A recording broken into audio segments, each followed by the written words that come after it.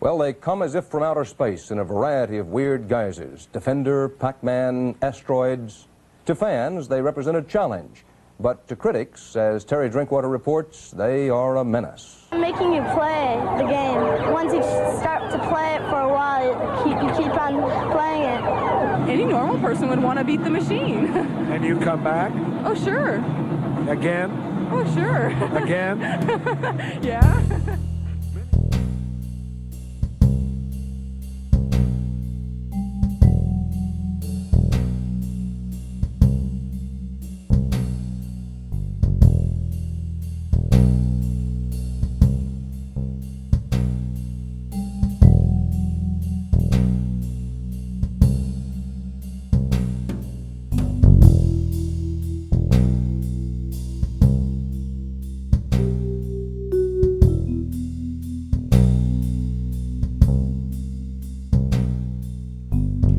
Technologies are always under scrutiny, but video games in particular have attracted a significant amount of negative attention since they arrived on the market. Many of us remember bargaining with our parents for more gaming time or listening to family members lecture about how video games will rot your brain. Researchers put out piece after piece linking video games to violence or treating excessive gaming at the same level as gambling, drugs, or alcoholism. The news has even gone so far as to blame video games for the Sandy Hook Elementary School massacre. But from the perspective of anyone who regularly plays video games, this intense stigma around games seems like an overreaction. To most people, video games are just a hobby like any other. Video games can be many things. They can have beautiful stories for the player to uncover and interact with. They can have gameplay that takes skill and practice to get good at. They can be a way to connect with friends over long distances. Or they can simply be a way to let off steam at the end of the day. More than anything, video games have been around for decades and are clearly here to stay. So why is there such a strong bias against them? In this video, we'll discuss the bias against video games, the history of bias against emerging media, and how video games tap into a bigger discussion around acceptable kinds of leisure and play. While addressing the artistic merits of any particular game isn't really within the scope of this essay, we will do a deep dive into the social phenomenon of the bias against video games and try to explain it by linking it to the trends around media in history and in broader society today. First, we should try to get a clear picture of what the bias against video games actually looks like. There are two main schools of thought. One, that violent video games can be linked to real-world aggression, and two, the concern against video games and their impact on mental health.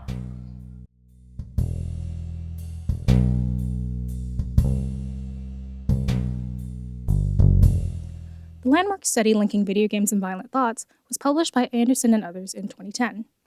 Through meta-analysis of other studies, they were able to find evidence that exposure to video game violence caused an increase in aggressive behavior, thoughts, and actions, and caused a decrease in empathy and pro-social behavior.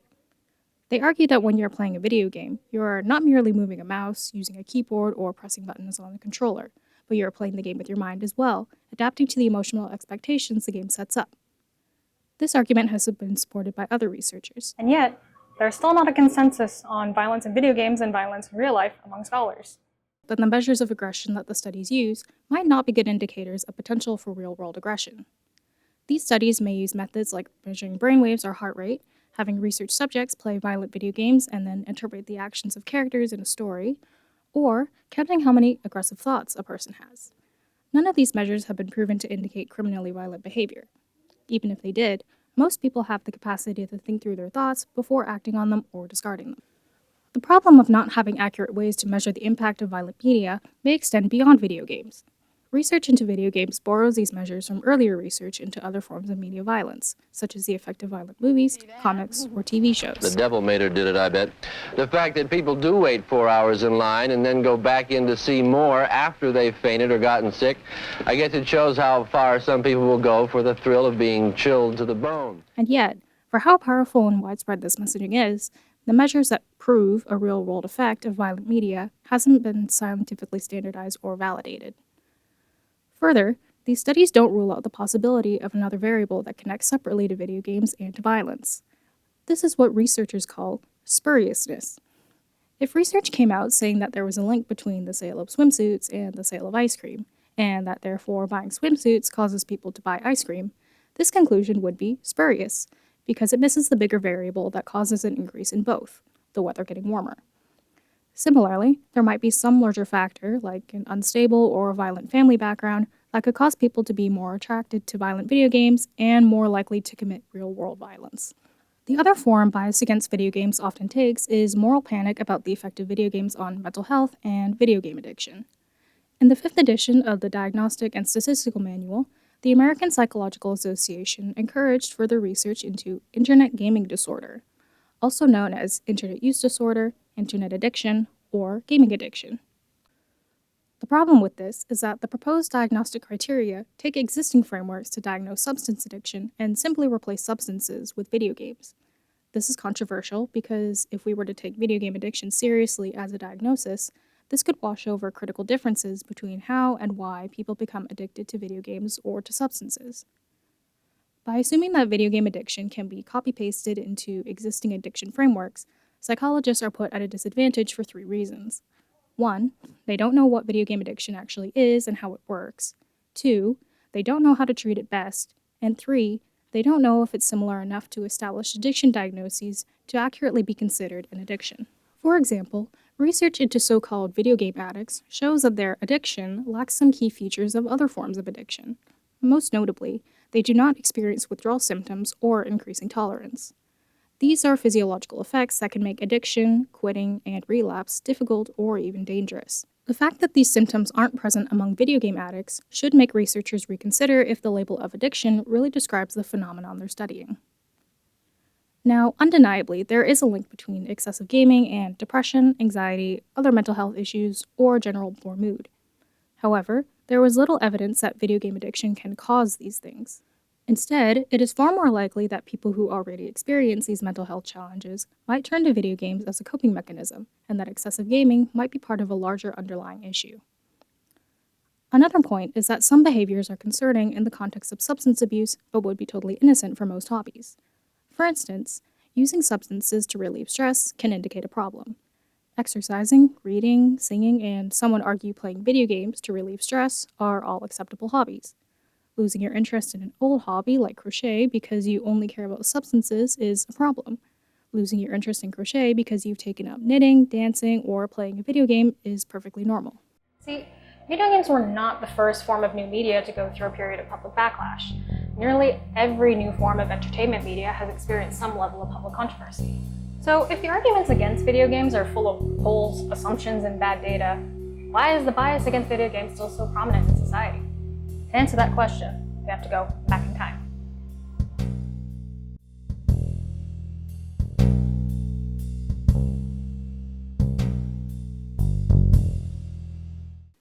Take something like books.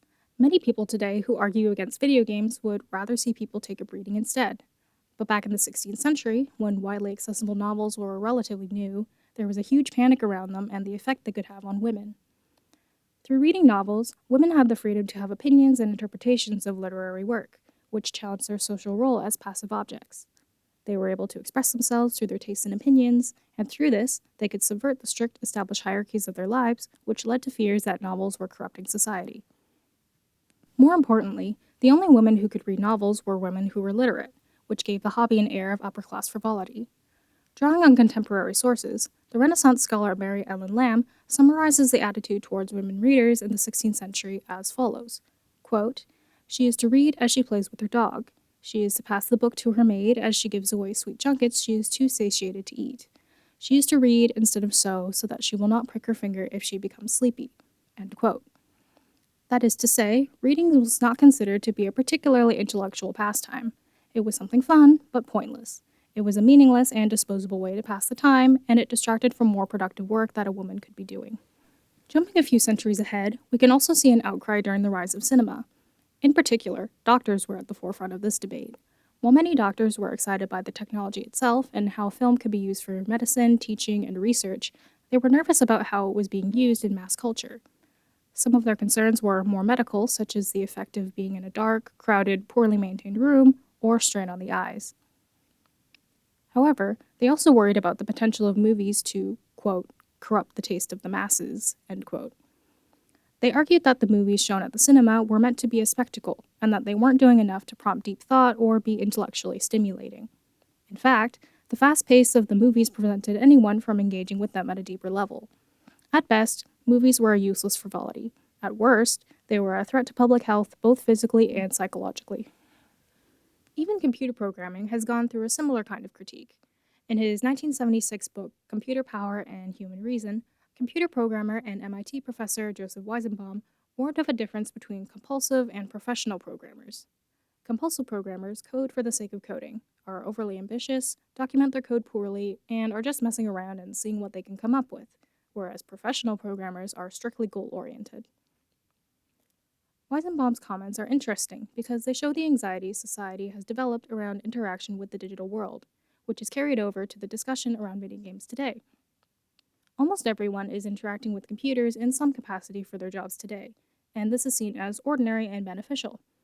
In this context, technology is simply a tool to be more productive and ultimately generate more profits.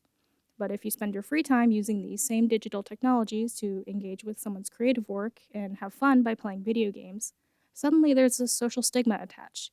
In this context, using technology is seen as lazy and detrimental to your well-being.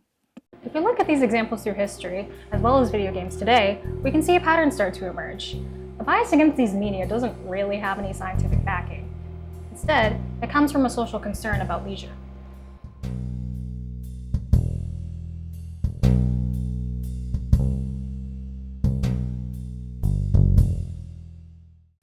As a society, we have ideas about what's an acceptable use of free time and what's considered wasteful. For example, visiting family is a very socially acceptable use of free time, while laying in bed, eating potato chips, and binge-watching Netflix is a less socially acceptable use of free time because it's seen as lazy and unproductive. Part of the bias against video games may come from an uncertainty about where they fall in terms of acceptable leisure. This is understandable. Imagine you're a parent and you remember hanging out with your friends in your free time as a kid. If you see your child staying in their room playing video games in their free time, you might be concerned for their social development or even their safety online. In actuality, the child might be playing online with friends and having similarly fun bonding experiences.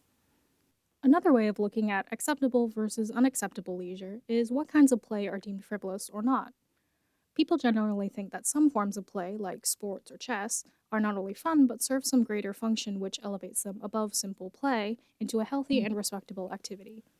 On the other hand, people generally have a disdain for play that they see as purposeless or wasteful, such as children's play, gambling, or video games. It's play for its own sake, with no higher justification in society other than it's fun. But maybe fun is a justification in itself. People aren't machines. We can't work all the time. We need to have fun and rest and regain our strength. We also shouldn't use all of our free time for self-improvement. While it can be rewarding to have hobbies or play in ways that are mentally or physically stimulating, they're also a lot of work. Play that has no greater purpose and is just for fun can give you the freedom to be creative, to think about your experiences in the world around you, and to enjoy the life that you already have. Unfortunately, because of the biases of the world we currently live in, play that serves a greater function such as productivity, health, or intellect holds a higher value in the social imagination, and any other kind of play is looked down on in comparison. The struggle that each new form of media goes through is really a struggle to establish itself as an acceptable form of leisure, something that is worth doing, has value, and can be beneficial. The other forms of media we've discussed have had a longer time to establish themselves than video games, and they're understandably more acceptable to broader culture. Even if some stigma around them lingers, such as readers being considered nerds or binging Netflix being considered lazy, overall society recognizes the artistic merits of these media and the personal enjoyment they can bring. Reading is now seen as good for the mind. It's a very respectable hobby, sometimes even to the point of being considered snobbish.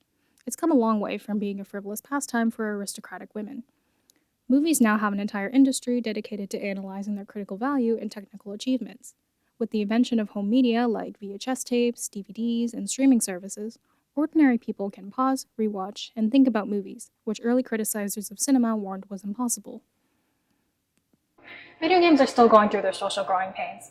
While the bias against them may never fully go away, we're almost certain to see it fade as their artistic and social merit is realized over time. We're already seeing an increase in scholarly publications that have a positive view of video games. With time, we could see them being accepted into the canon of socially acceptable leisure in the same way novels and movies gradually have been. But maybe they shouldn't be. Right now, the bias against video games allows us to ask bigger questions about how we approach concepts of leisure and play. It allows us to reconsider what we want to do with our short time on Earth. Maybe, instead of moving video games into the category of acceptable leisure, it would be better to face the question of leisure head-on and understand that All forms of play, no matter how pointless they may seem, are valuable and should have a place in our lives.